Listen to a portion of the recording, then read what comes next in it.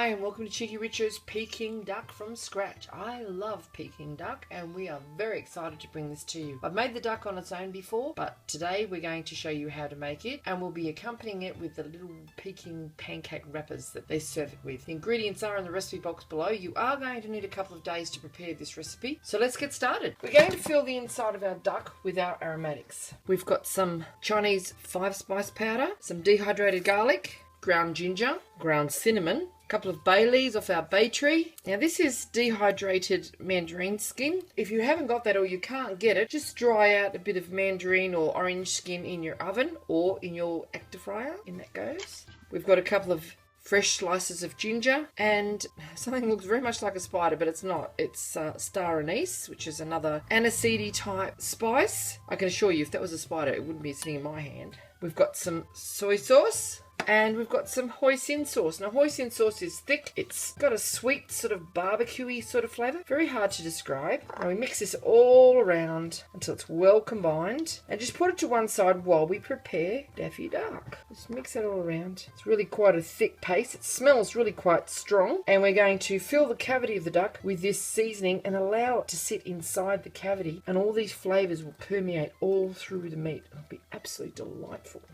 Darren's feet and head have been removed, and now we're just going to take off these little wing tips here because they're going to burn and not do anything. So just get a knife and a pair of kitchen shears and just chomp through there. They'd be alright in some soup or something, or crab pot. Okay, now we need to get some air between the skin and the meat. Now there's a number of ways you can do this. There's probably machines that you can do it with. You can slip your finger in between the meat and the fatty membrane of the skin there, but that's not going to really go very far. So I'm just going to handle my trusty rubber spatula and I'm just going to push that a little bit further in. Don't go through the skin itself. That's why I'm not using anything sharp. Just poke that right down there and that will separate that skin from that meat. See how far it's gone in? That far? Fair way. And do the same on the other side. So just find where the meat is here and separate it with your fingers. Just pull it apart, be a little bit firm with it, but it will separate. I use this method with chicken too, and I stuff butter in there. It's amazing. But just separate your duck fat from your duck flesh, like so. See? And you can see the quite dark meat of the duck meat underneath the skin, and it's really quite a fatty layer. Well, this will actually render out. So just slide your fingers in there, separate as best that you can, because it's a lovely crispy skin that we're after on our Peking duck.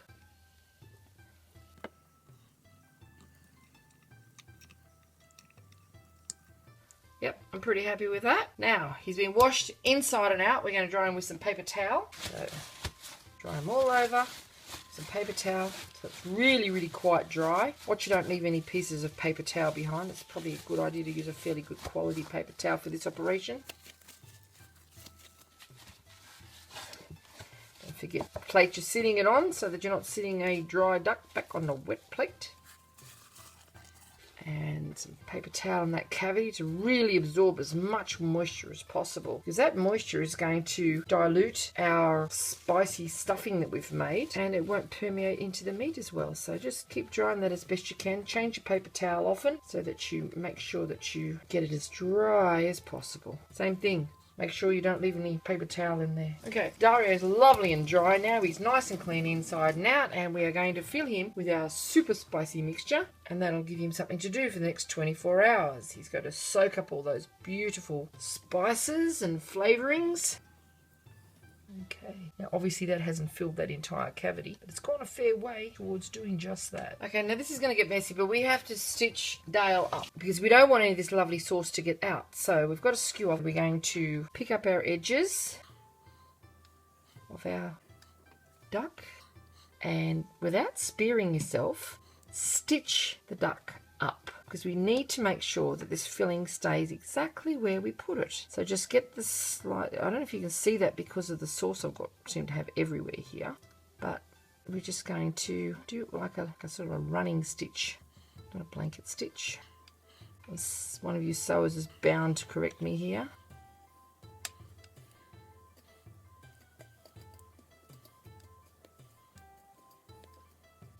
Okay, now just, gee, I wouldn't make a very good surgeon, would I?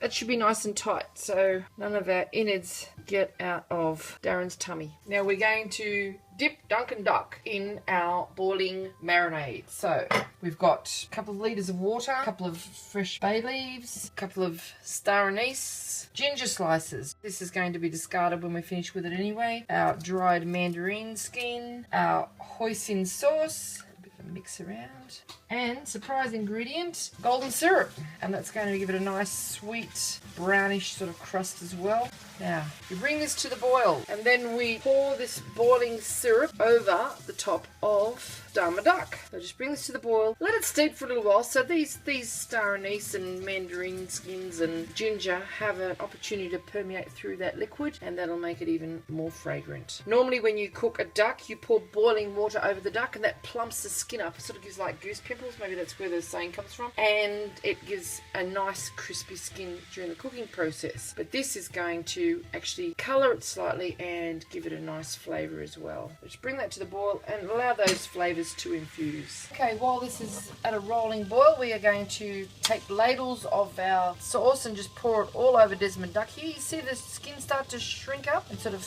plump up and sort of contract. Pour this all over. We're going to turn it over and do it the same to the other side as well. And we're going to do this many, many, many times.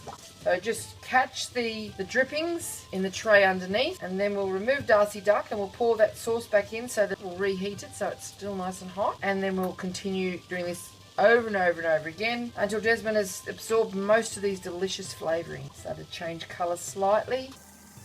Collect all these aromatics again and pop them back into our fluid so we can reheat it again.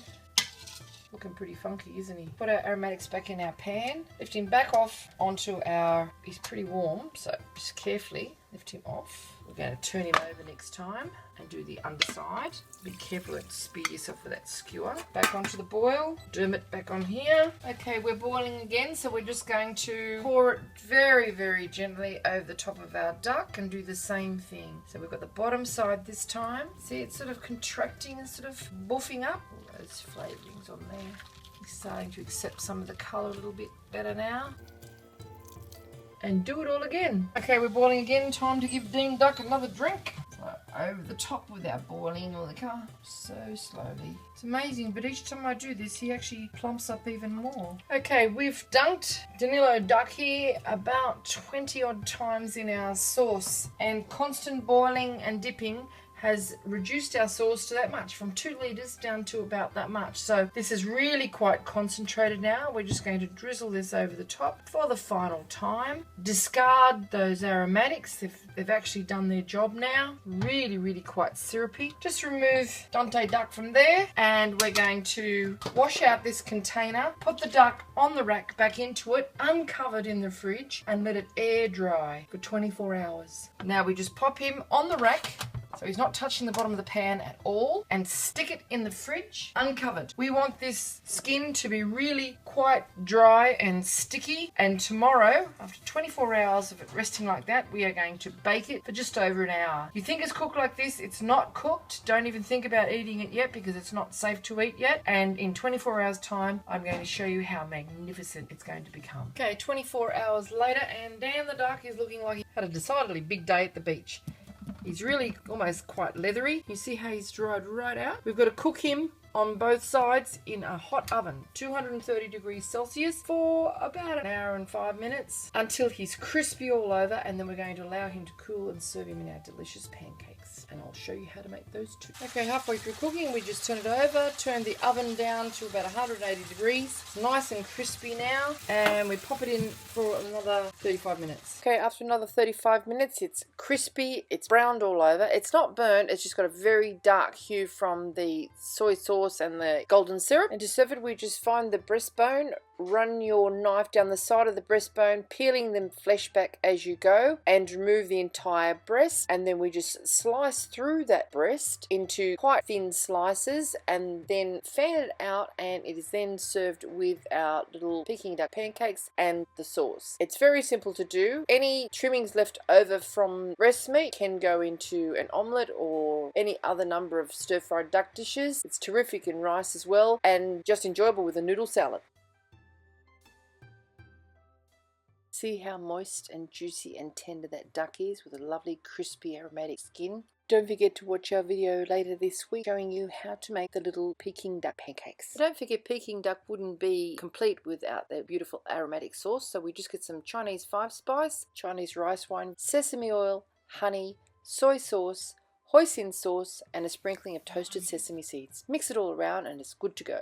Okay, so we just take our pancake, the soft inner side. You can just about see daylight through that because it's so lovely and thin. Grasp a couple of pieces of our duck meat, just lay it down the center